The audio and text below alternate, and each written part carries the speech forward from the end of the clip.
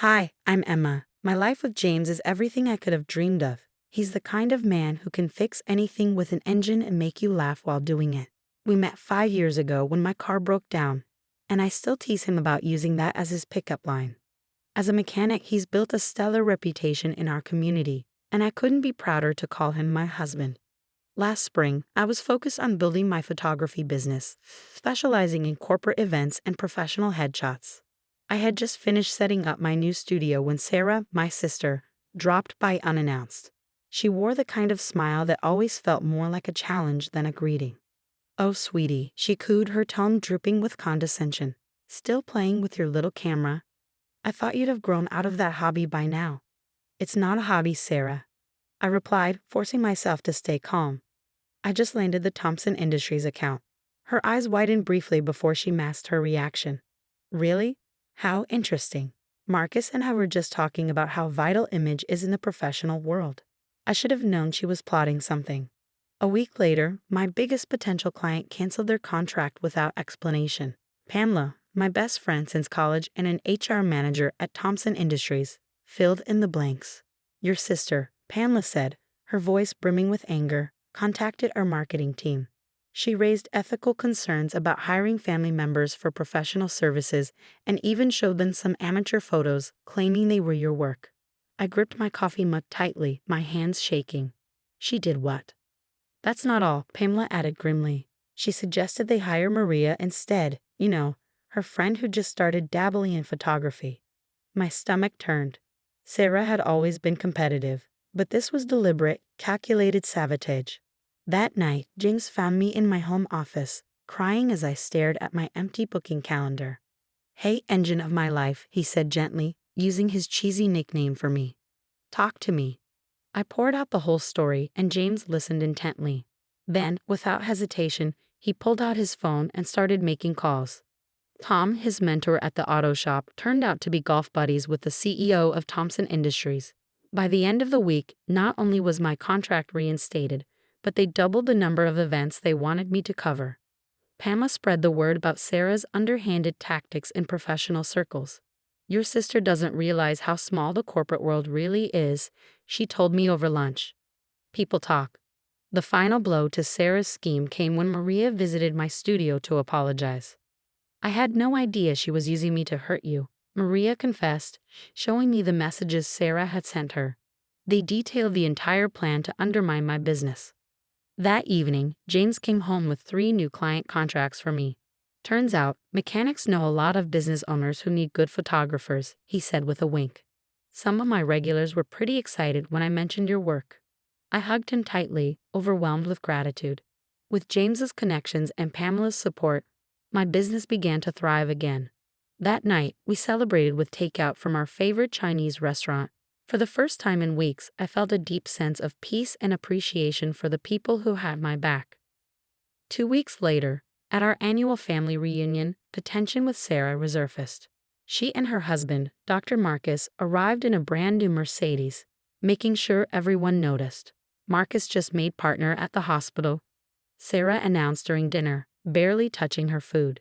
"We're thinking of buying a vacation home in the Hamptons. You know how important the right connections are." Our cousin Amy, always kind and genuine, turned to James.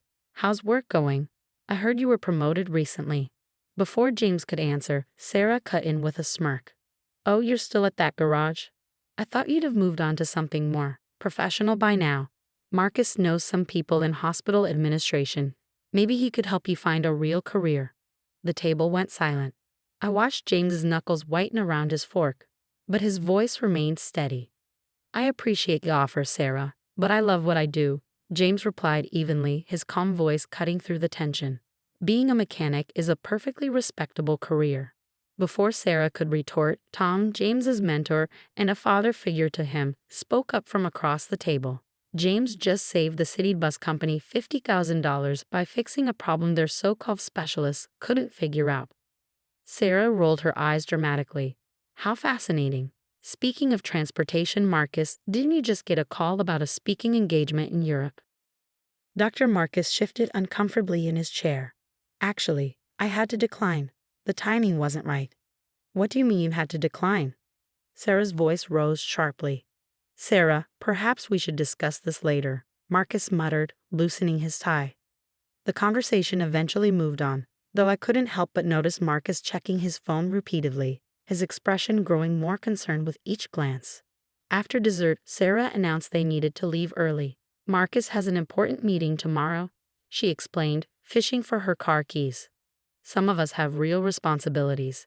As they drove off, the sound of their Mercedes making a horrible grinding noise stopped everyone mid-conversation. Moments later, it rolled to a halt halfway down the driveway. "This is ridiculous," Sarah's voice carried back to the house. "Marcus, call our dealer right now." "They're closed, Sarah. It's Sunday evening." "Well, we can't just stand here. Call a tow truck or something." From the porch, James exchanged a knowing glance with Tom, but said nothing. Sarah's complaints echoed in the gathering darkness until James finally called out, "Need a ride home?" He wiped his hands on a napkin and strolled toward them. "I can have someone from the shop look at your car first thing tomorrow." "We are not letting some grease monkey touch our Mercedes," Sarah snapped. "We'll wait for professional service, thank you very much." Pamela, who'd been watching the scene unfold, leaned over and whispered to me, "Karma works fast these days." We left them waiting in the driveway, Sarah's voice growing shriller by the minute as she argued with Marcus about whose fault it was that they'd skipped the car's last scheduled maintenance. Monday morning, the unexpected call came from Marcus himself. "Listen, James, about the car. The dealership can't look at it until next week. I have critical patient appointments and Sarah's furious. I hate to ask, but—" "I'll take care of it," James interrupted, his voice neutral. "Have it towed to the shop." An hour later, Sarah stormed into Tom's auto shop as though she owned the place. "This is completely unacceptable. Do you even know how much this car costs?" "More than you can afford, apparently," Maria chimed in from the waiting area. She'd brought her own car in for service and was watching the scene unfold with amusement.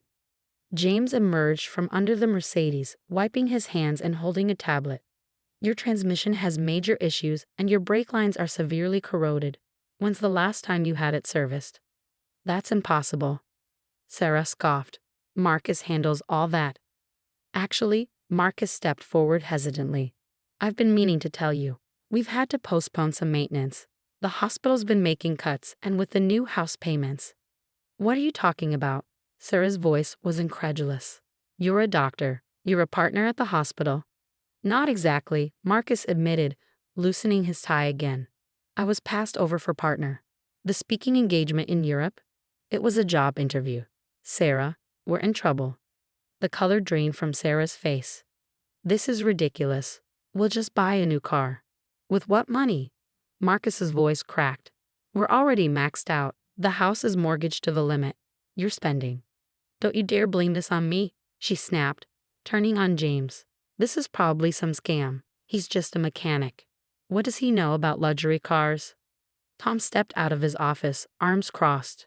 "James is certified for high-end European vehicles. He's one of only 3 mechanics in the state with a specific Mercedes certification. But if you don't want our help—" Sarah froze. Maria chimed in. "The hospital board members bring their cars here. That's how I found this place. Dr. Patterson was just saying last week how impressed he was with James's work on his Porsche." Marcus grabbed James's arm. "Can you fix it? I have surgery scheduled. I can't lose any more credibility with the board." "Parts will be expensive," James said calmly, "and it'll take a few days to do it right." "Just do what you have to do," Marcus replied, handing over his credit card and ignoring Sarah's protests. Sarah stood there, her mouth opening and closing like a fish out of water. Every eye in the waiting room was on her, including several people she recognized from her social circle. "I'll wait in the car," she muttered. "Good luck with that," Maria called after her. "It's not going anywhere." Over the next 3 days, James worked overtime on the Mercedes, meticulously repairing years of neglect. "The car is just a symptom," James explained, showing me the extent of the damage. "They've been living on appearances. Marcus is a good doctor, but Sarah pushed them into a lifestyle they couldn't afford." Word spread quickly through the hospital's social circle. Pamela called to tell me Sarah had been notably absent from the weekly charity committee meeting. "Everyone's talking about how she lied about Marcus being made partner. The board members' wives are furious," she said. Later, Maria stopped by my studio with an update. Sarah's been calling everyone, trying to do damage control. But you know what? People are more impressed by how James and Marcus handled everything. Dr. Patterson even asked me to pass his card to James. The hospital is looking for a new service contract for their ambulance fleet. The following week, Sarah showed up at our house alone. She looked different. No designer handbag, no meticulously styled hair. She sat stiffly on the couch, her posture as rigid as her expression. "I suppose you're happy now," she said, her voice bitter. "Everything's falling apart. Marcus insists we sell the house, says we need to live within our means. The hospital wives won't even return my calls." "That's not my fault, Sarah." "No, it's not," she admitted, twisting her wedding ring nervously. "Marcus showed me the repair bill. James charged less than the dealership would have. He did good work." Her voice softened, but only for a moment. "I'm not apologizing," she added quickly. I need a favor. The charity committee is organizing the hospital's annual fundraiser, and they need a photographer." "My schedule is fully booked," I replied, keeping my tone polite. "I just hired an assistant to help with all the new corporate contracts." "But I heard Maria's available." Sarah stood, smoothing down her off-the-rack dress. "Right.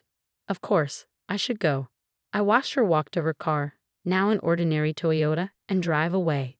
Moments later, James pulled into the driveway in his work truck, the hospital's new service contract logo freshly painted on the side. "Tom's letting you manage the hospital account," he grinned. "We're hiring 2 more mechanics to handle the workload." That evening, Pamela and Maria came over to celebrate. We sat in the backyard, enjoying the simple pleasure of good friends and takeout pizza. "Did you hear?" Pamela asked, taking a sip of her drink. "Marcus finally stood up to Sarah. He's taking that position in Europe, said they need a fresh start. Sarah has to either go with him and live on a regular doctor's salary or stay here on her own." "Sometimes people create their own karma," Maria mused. "All you have to do is let them." James squeezed my hand as we watched the sunset. We didn't need expensive cars or vacation homes. We had something far better: respect, honest work, and people who genuinely cared about us. In the end, that's what truly matters. Have you ever dealt with someone who looked down on your profession or life choices? How did you handle it? Share your stories in the comments below. I'd love to hear how you stood your ground and stayed true to yourself.